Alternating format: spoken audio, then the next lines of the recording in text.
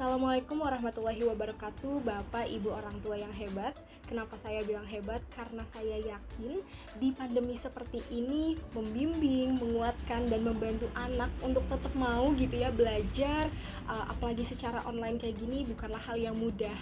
Tapi saya yakin setiap orang tua itu sudah memberikan effort atau usaha untuk bisa memaksimalkan apa yang bisa dimaksimalkan. Bapak Ibu orang tua siapa ya yang mau diterpa dengan musibah sebesar ini seperti pandemi yang kita alami sampai saat ini. Datangnya pandemi ini memberikan dampak yang sangat besar dan sangat luas. Salah satunya itu sekolah jadi ditutup. Ya, kita merasakan anak jadi sekolahnya di rumah setiap hari, terus jadi harus pintar dengan internet, mungkin tugas jadi banyak. Tapi Bapak Ibu terasa atau enggak, ternyata kita ini sudah melaksanakan pembelajaran secara daring seperti ini, di kondisi seperti ini hampir selama setahun. Walaupun pasti banyak banget ngedumelnya, hambatan-hambatannya, dan masih banyak kekurangan yang bisa kita perbaiki. Dari tanggal 30 November 2020, penilaian akhir semester atau PAS di sekolah dasar itu sudah mulai berlangsung. Nah, sebagai orang tua, bagaimana ya perannya untuk membimbing anak, menguatkan anak, untuk bisa anak ini paham dan bisa mengerjakan penilaian akhir semester itu dengan maksimal. Nah, di sini saya akan sharing kepada Bapak Ibu orang tua yang pastinya jauh lebih hebat dari saya untuk bisa memaksimalkan potensi anak. Cara yang pertama itu adalah harus membangun komunikasi dengan anak. Kenapa harus membangun komunikasi? Karena dari komunikasi orang tua jadi tahu bagaimana keadaan anak, dan anak pun bisa tahu dan meminta tolong kepada orang tua apa yang menjadi kesulitan di dirinya itu. Ketika anak ini misalnya kesulitan belajar, dia ini ngomong ke orang tuanya, "Mah, aku tuh susah ini kayak gini, jadinya males belajar." Oh, kalau kayak gitu orang tua jadi tahu apa yang harus dan bisa dilakukan oleh orang tua. Yang kedua adalah orang tua harus memahami bahwa setiap anak itu memiliki gaya belajarnya masing-masing. Ada yang visual, auditorial, dan ada yang kinestetik. Nah, kalau kita berbicara tentang anak ini gaya belajarnya adalah visual, itu maksudnya adalah ketika anak ini dia ini membaca materinya, materi pembelajarannya, maka dia ini akan jauh lebih paham. Ketika dia ini adalah anak yang gaya belajarnya ini adalah auditorial, maka dia ini dengan mendengar penjelasan, dia ini jadi lebih paham. Kalau dia ini adalah kinestetis, ini adalah anak yang dengan praktek-praktek, dengan gerakan-gerakan, dia jauh akan lebih paham materi yang disampaikan. Bagaimana orang tua bisa mensiasati dari gaya belajar anak ini? Ketika anak ini adalah visual, maka orang tua bisa gitu ya mencarikan materi pembelajaran di internet atau di buku-buku pendukung yang mudah dimengerti anak. Kemudian diberikan kepada anaknya, "Ini Kak, Dek, ada materi ini, kamu belajar ya, nanti mama temenin," seperti itu. Atau anak ini auditori, maka yang orang tua bisa lakukan itu adalah misalnya anak ini lagi belajar, kita bacakan ini adalah ini, atau kita bisa sediakan YouTube. Di YouTube ada ya Bu, Pak, yang bisa menjelaskan materinya. Kita mendampingi, sebagai orang tua itu mendampingi di sampingnya sambil anak ini belajar, seperti itu. Yang ketiga adalah ketika kita berbicara tentang penilaian akhir semester, maka setiap harinya harus dong belajar, karena kita mau ya anak kita ini bisa paham dan bisa mengerjakannya dengan maksimal.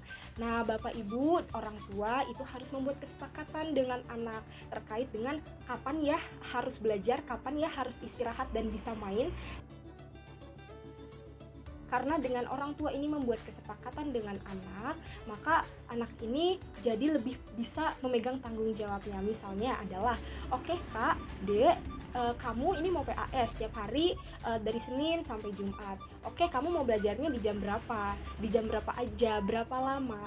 Seperti itu. Misalnya, "Mah, aku maunya habis asar aja, siangnya mau istirahat dulu." Boleh seperti itu. Yang penting adalah orang tua setuju, anak pun setuju. Jadi orang tua nggak merasa harus marah-marah, anak pun jadi merasa lebih bebas untuk memilih apa yang dia mau sesuai dengan arahan orang tua pastinya.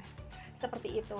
Yang keempat itu adalah orang tua harus bisa menyediakan ruangan atau kondisi yang optimal, kondisi yang efektif untuk anak ini belajar. Maksudnya gimana? Apakah harus menyediakan rumah yang sangat besar? Tentunya enggak. Kita tahu sebagai orang tua pasti tahu ya tempat mana ya, kondisi seperti apa ya, yang di posisi mana nih di rumah yang sekiranya anak ini bisa efektif belajarnya. Oh, misalnya ini di ruang tamu. Oke, di ruang tamu belajarnya kita singkirin HP-nya, kita singkirin kasurnya biar nggak ngantuk, kita singkirin teman-temannya dulu untuk nggak main di rumah, biar anak ini bisa fokus belajar sesuai dengan jam yang telah disepakati oleh anak. Dengan adanya kondisi yang optimal atau efektif untuk anak ini belajar, anak ini jadi konsentrasi dan jauh lebih cepat untuk bisa paham.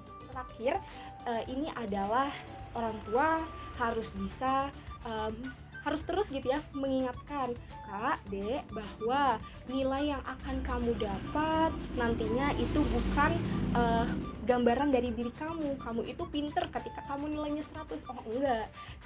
Ibu dan bapak ini harus bisa memotivasi anaknya, harus bangga pastinya dengan anak ini udah mau belajar, udah mau usaha, harus memberikan motivasi.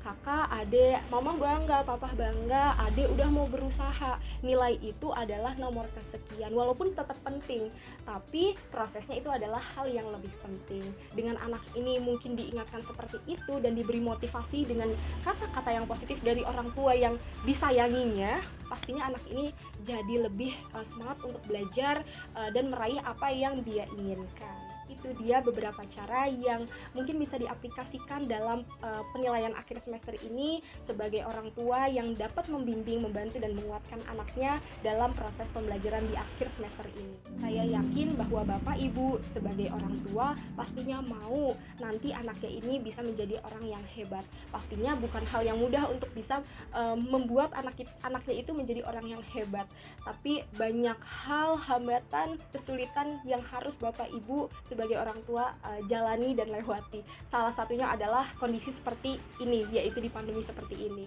Semoga Bapak Ibu lelahnya menjadi hal yang akan luar biasa nantinya. Semoga anak-anaknya juga bisa dibimbing dengan maksimal dan menghasilkan yang maksimal. Cukup segitu dari saya. Saya yakin Bapak Ibu orang tua pastinya lebih hebat dari saya.